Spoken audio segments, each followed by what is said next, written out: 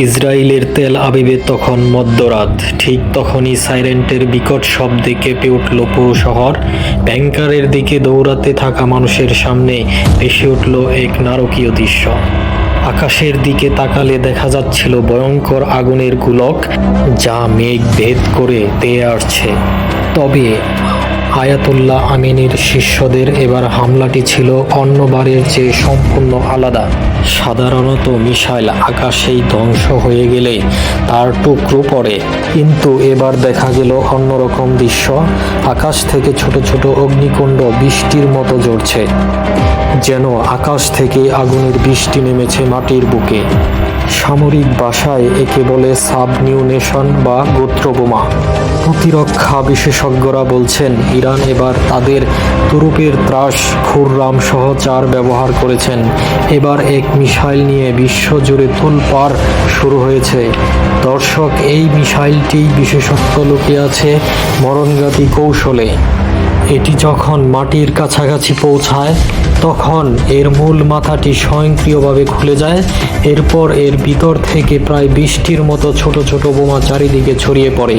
ফলে একটি মাত্র মিসাইল দিয়ে বিশাল এলাকা জুড়ে ধ্বংসচক্র চালানো সম্ভব।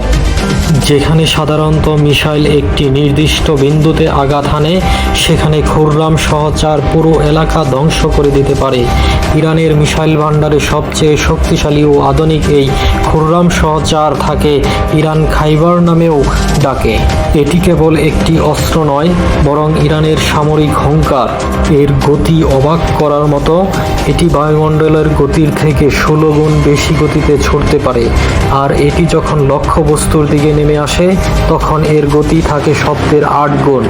এত দ্রুতগামী মিসাইলকে মাঝ আকাশে থামানো বা ইন্টারসেপ্ট করা বিশ্বের যে কোনো উন্নত আকাশ প্রতিরক্ষা ব্যবস্থার জন্য এক বিশাল চ্যালেঞ্জ। এই দানবীয় মিসাইলটি প্রায় 20 কেজি ওজন বহন করতে পারে।